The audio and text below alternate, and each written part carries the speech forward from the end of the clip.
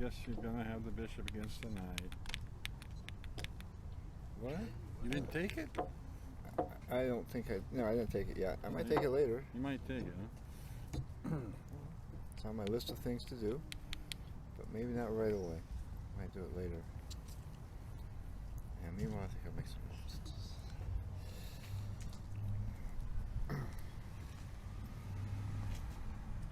Is queen back wrong? Or is the best queen back here? You could just take it maybe. I'm saying before. Oh, take the rook? Or when I push the pawn, you could take it. And then like yeah. And Oh then yeah. Well,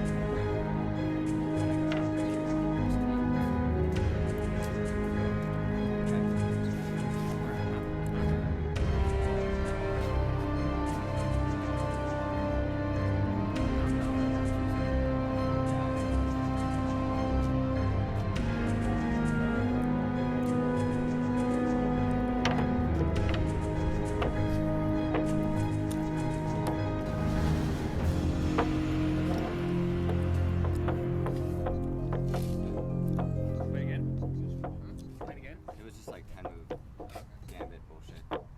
And I call it bullshit because it's a gambit.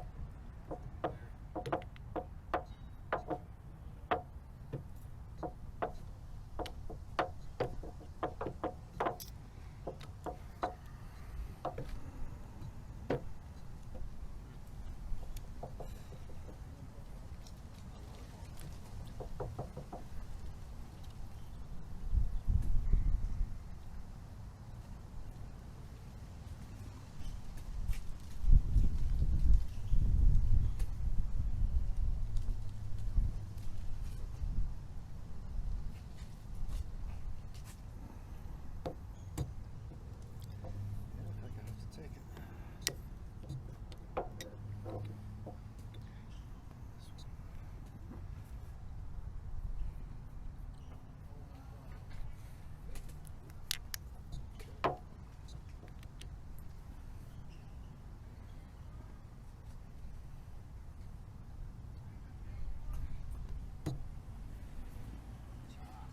your move?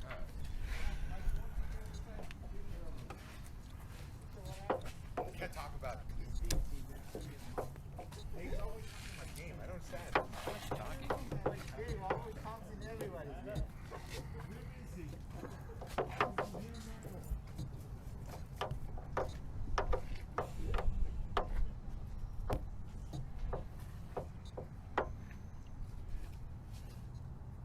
This to me? Seems like something Carlene would say. I'm copying. Yes. Just in case.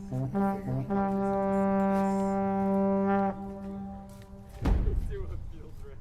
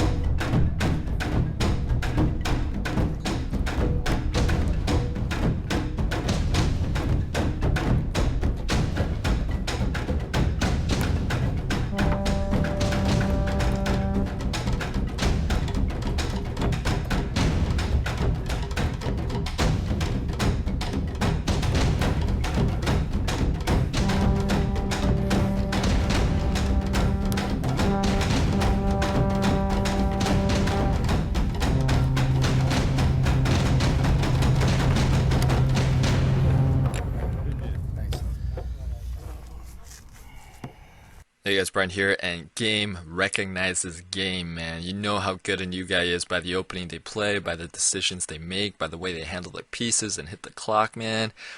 Duck knows, Cliff knows, and it was just a beautiful game. I hope you guys appreciated all the subtle details that went into this game, and man, this is very clean and pristine, and even at the end under time pressure, Duck was defending like a madman, and it was hard.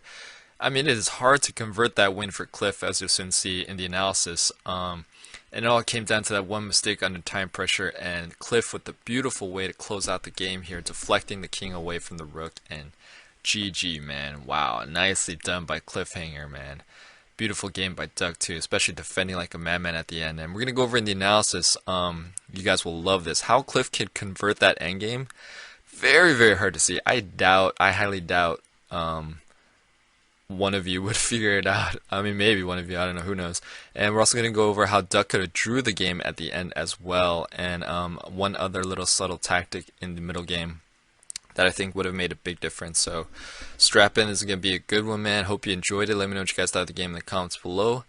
Again, Coffee Chest patrons, if you missed yesterday's video, you got to log in and watch it and see what is there. You definitely want to watch it. Link is in the video description. For those of you who are not patrons, you can become one. It really helps support the channel, get access to all this cool stuff. Link is in the description as well. Amazon links to chest gear and merch links are there for shirts and cups as well. Alright, let's go here in this position, and in the game, Queen d4 was played. Let's go move back. Will be another move for white here. Remember, when you're playing a master, every little thing counts. That should give you a big hint, right? You guys see it? Yes, the fork, knight b7, and you pick up the pawn, and you're thinking, yeah, it's just a pawn. A pawn is a lot when you're playing a master. It is huge. So just to give you some numerical context, it went from 2.4 to 0.3, so that's, yeah, it's a big jump. Alright, let's figure out how Cliff could have closed out the game.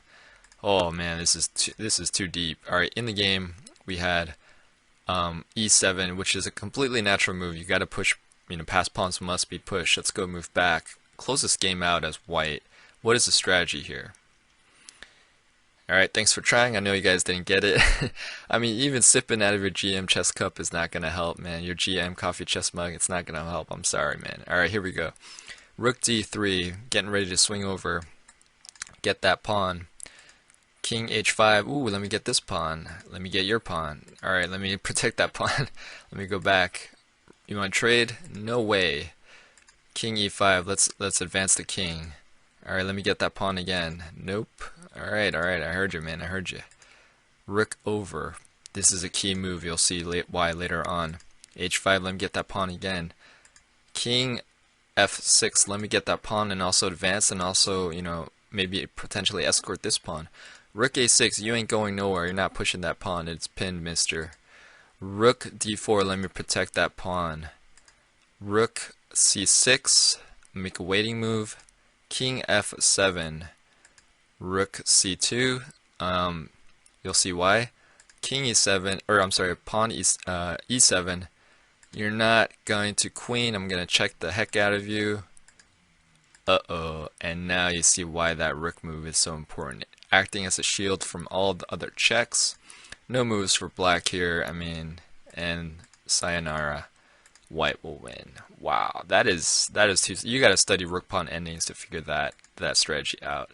And Cliff was under time pressure, very, very hard to find. And last but not least, let's figure out how Duck could have drew the game. In the game, rook e8 was played. Let's go move back. Will be the best move for black here. Yes, take a sip out of your GM coffee chest mug. You see it. It is king e8. Yes, block it with the king. Rook e6. Let me grab that pawn. Rook check. King e5. Let me grab your pawn. Alright, I take. You take. Rook e6. Let me protect my last pawn. Rook down. King f6. Check. Check. And do you take the pawn as black? Do you take the rook as black? And of course you do, to get the draw, yes. And this is a draw. Whew. But a really, really very detailed game by both, man. That was a very, I don't know how to describe it. It's kind of like a painting on the chessboard where you appreciate all the subtle details. And I think as you get better as a chess player, you appreciate these master games more and more and more. So hope you guys enjoyed it, man. Let me know what you guys thought of the game in the comments below. Don't forget to like, share, comment, and subscribe. Hit that bell notification, and thanks. We'll see you guys tomorrow.